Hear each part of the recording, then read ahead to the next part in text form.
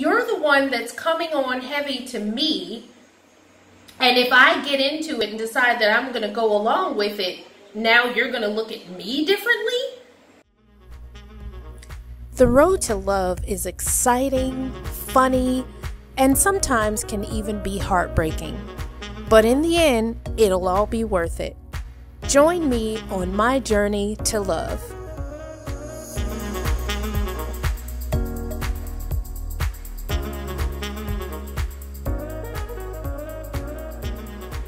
Hey everybody, it's LaRonda and I'm back with another video. And today's video is going to be about first date number 2 of 2020. Now, what makes this first date a little interesting is that this happened to be with another tourist. So the first date number 1 of the year was a tourist, second date, same thing. Now, the difference is this guy happened to be visiting Rincon. Now, because I've never been to Rincon, I've been on this island for almost 9 years at this point, and I've never been to Rincon. When he said, oh, well, you know, maybe we can meet up in Rincon, I was like, okay, you know, sure, I've never been there, let's do it. So he gave me the location of where to meet up, and I drove all the way across the island to meet him in Rincon.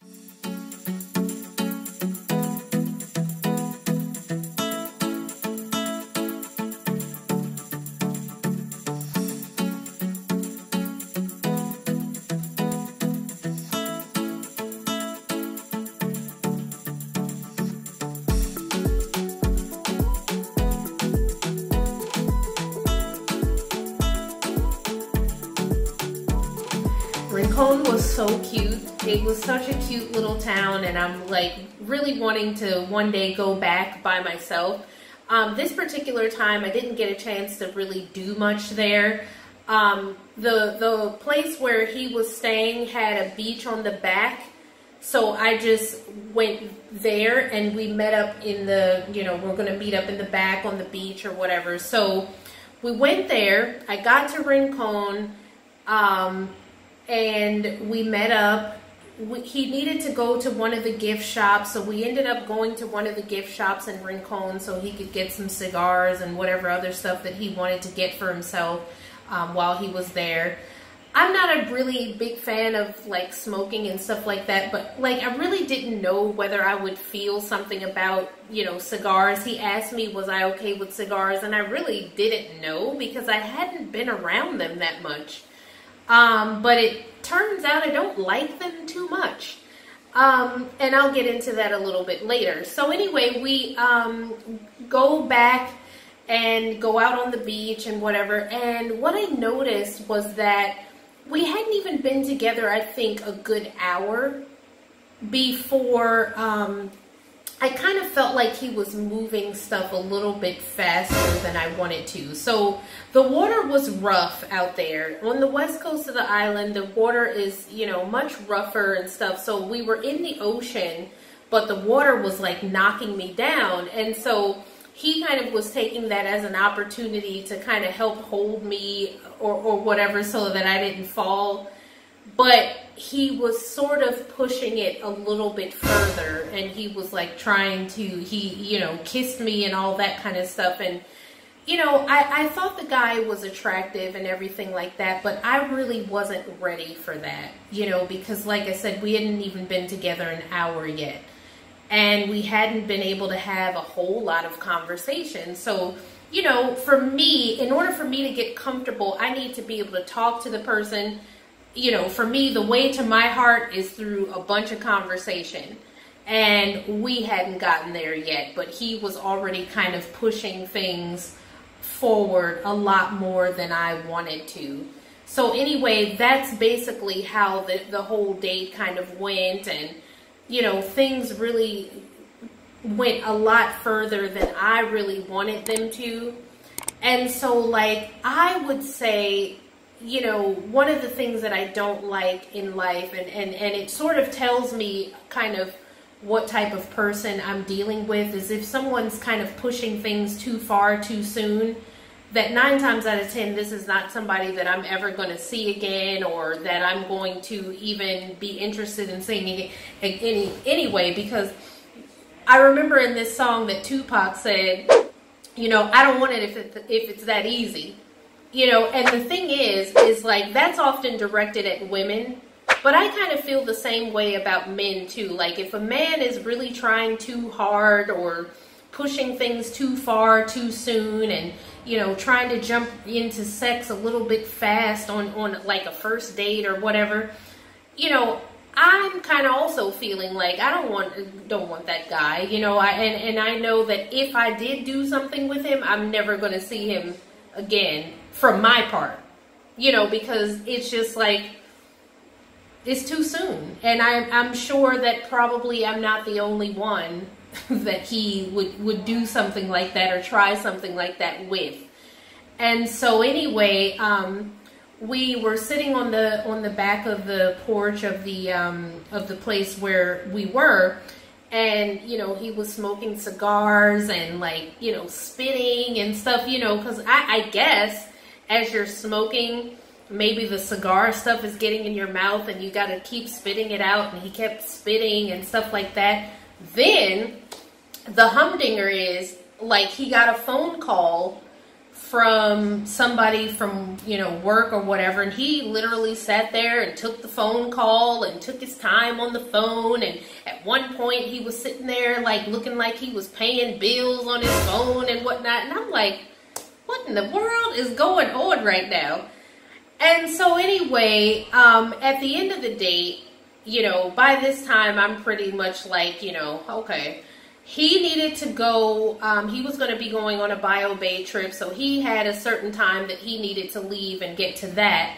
And I knew I needed to start heading back to the other side of the island, because, you know, I needed to go to work the next day, so I needed to start heading out. So at the end, we, you know, said our goodbyes, he gave me a hug or whatever, and a kiss on the cheek. Because I think at this time, I think we both knew that this wasn't going to be anything. So even though we sat there and talked a little bit and spent, you know, some time talking while he was smoking his cigars, I knew it wasn't going anywhere. So we hugged, he kissed me on the cheek, and he didn't even walk me to my car. You know, I walked out by myself, and I knew from that I wasn't for sure never going to see him again. He did text me when he was getting ready to leave the island, like a couple of days later, and, you know, said it was nice to meet me, and, you know, a couple other things about he had lost his wallet and some other stuff, whatever. And I was like, oh, you know, nice to meet you too. Glad you found your wallet, blah, blah, blah. And that was it. That's literally the last time I heard from him. That was, I think our date was January 6th, and, I think his text came in on the 8th or something like that, and that was really the last time I spoke to him, which was perfectly fine for me, because I do wish that, you know, even if you're attracted to a person and, you know, you think that there's chemistry there, that you know, men would stop forcing it. Because here's what I think is weird. One time I met this guy, and he was telling me, you know, we had gotten together, and he, you know, had wanted to make out and stuff like that. And he was trying to actually go all the way, and I had told him no. And so he said to me, oh, I'm glad you said no, because if you hadn't, you know, it would have been something different, or he would have looked at me differently. And I'm like, that's a whole lot of nerve. You know what I'm saying? Because you're the one that's coming on heavy to me. And if I get into it and decide that I'm going to go along with it, now you're going to look at me differently? When you initiated all this and have forced it, or, you know, tried so hard to make this happen, and you're going to look at me differently? You know what I'm saying? It's so weird, you know, that men do that. And I feel like those men are so small to me. Like, and so I'm never, you know, I just don't want to be with that kind of man. And so, like, this was a reminder. This second date of 2020 was sort of a reminder. Like, it's like I went from polar opposites. So, like, a guy that I had zero chemistry with to a guy that I had some chemistry, but I felt like he pushed it a little bit too far. And it made me feel uncomfortable. I was completely uncomfortable with, you know, those advances, and I knew that things weren't going to go anywhere. So, you know, it's always when I, from going from those kinds of things, when I have dates that are uneventful, meaning it's filled with conversation and getting to know the person, those are the kind of dates that I love and enjoy. Because, you know, I'm just so uncomfortable with people pushing things too far too soon. Especially because I know I'm looking for a real relationship and a real connection. And I don't want something to be, you know, pushed and forced on me for it to only fizzle out and be like, you know, this last thing was where, you know, I never saw or wanted to see the guy again. So anyway, that second date of 2020, and yeah, not so good. But third date, you already heard about that, and hopefully soon you'll be hearing about fourth date, because I have another one lined up for this weekend. So let's see how that goes. Let's see if I get any second dates. I'm looking forward to whatever this year is going to bring, because God knows it's got to be better than last year. So thanks a lot, everybody. Thanks for watching. If you haven't already, subscribe. If you liked the video, hit the thumbs up. If you hated it, give it a thumbs down. But tell me why in the comments so I can improve. Or, you know, maybe you just don't like date stories, so give it a thumbs down. And I will see you in the next video. Happy dating, everybody. Bye-bye.